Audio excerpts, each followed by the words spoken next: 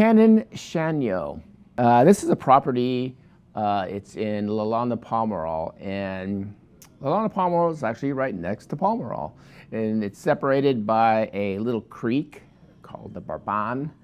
And it's actually interesting because you go kind of down this little gully and then you kind of come back up to this plateau, the Niac Plateau, and you're in Lalande, Pomerol. And essentially, the soils are very similar to that of Pomerol.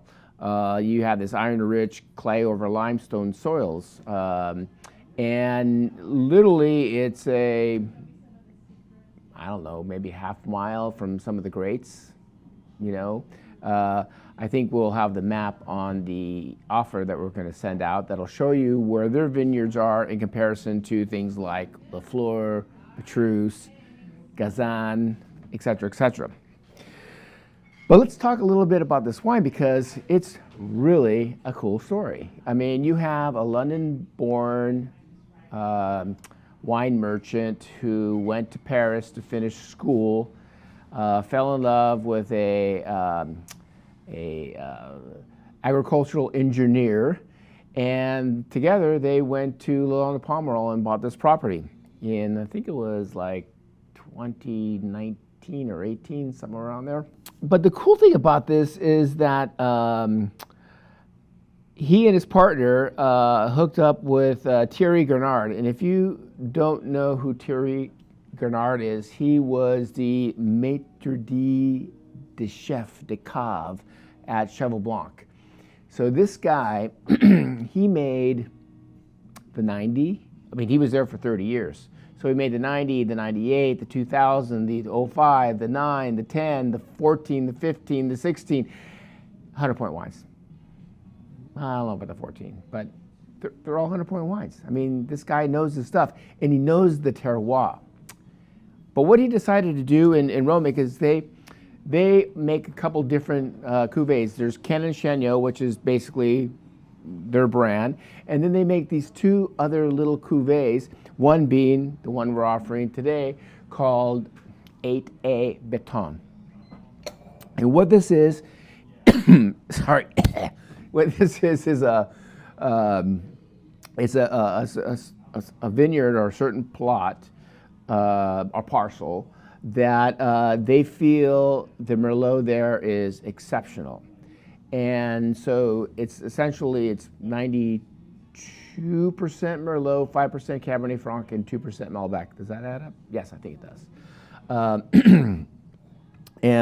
So the vines are like 15 to 20 years old. And you know the one thing about Lalande Pomerol that's kind of an interesting thing that people really don't talk about is in Bordeaux, going back to the Roman, 2,000 years ago, there was no Medoc.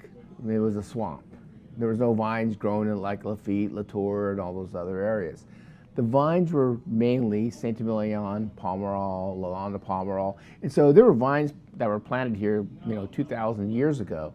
So this is like, the Romans kind of knew, like, hey, this is a good place to grow grapes.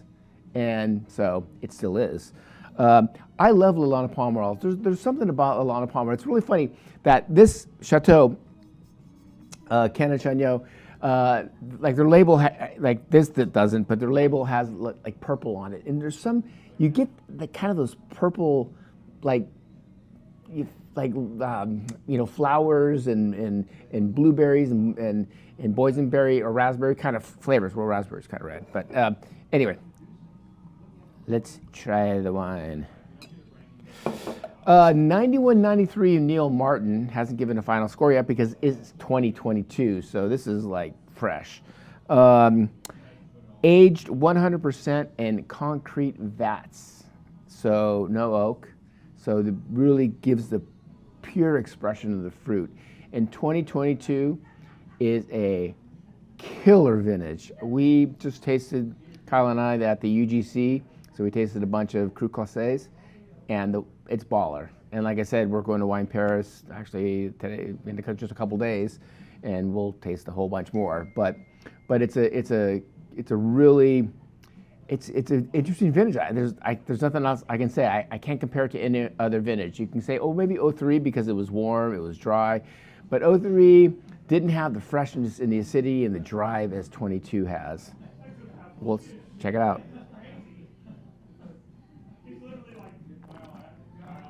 Mmm. Wow. What a hedonistic fruit bomb this thing is. It's just gushing with that black fruits. The tannins are really refined. I mean, Thierry is like killer winemaker. The dude is like he's a chemist, you know. He sit there and makes his blends and stuff, and it's really fun that, you know, Bordeaux's doing stuff like this. You know, this is not. It just says Lalande Pomerol, Cuve 8A Baton, and basically the Chateau Canon Chaigneau is written in like baby print, you know.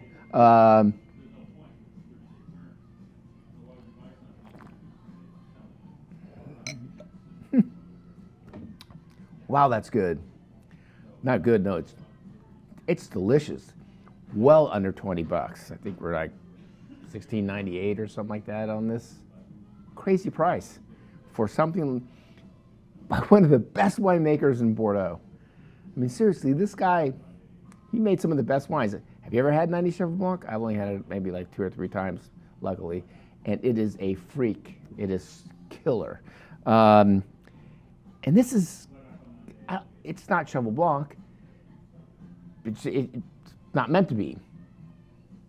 But the precision of the fruit in the winemaking, in the, you know, this is all HVE3, so high environmental impact 4.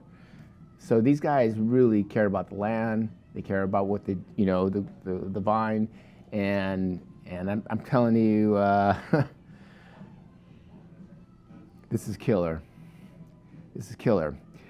Real quickly, we hooked up with a guy who, if I ever was doing Bordeaux on the other side, meaning sourcing the wines and selling it to guys like me or our store, I like what this guy is doing. He's out there, he's pounding the pavement, he's finding all these killer values, and this is one of them. He came in the other day, and I was just like, ooh, that one, you know, from Bordeaux. We're gonna actually meet him when we go to France. Boom. You need this wine. It's already catching a little bit of a buzz, just so you know, because I tasted the staff blind on this, and none of them recognized Bordeaux, just to let you know. Some of them said New World, so that means, I mean, it isn't Napa, but, you know, but it has that fruit. I mean, that power. So, anyways, you know what to do. I'll see you when I get back.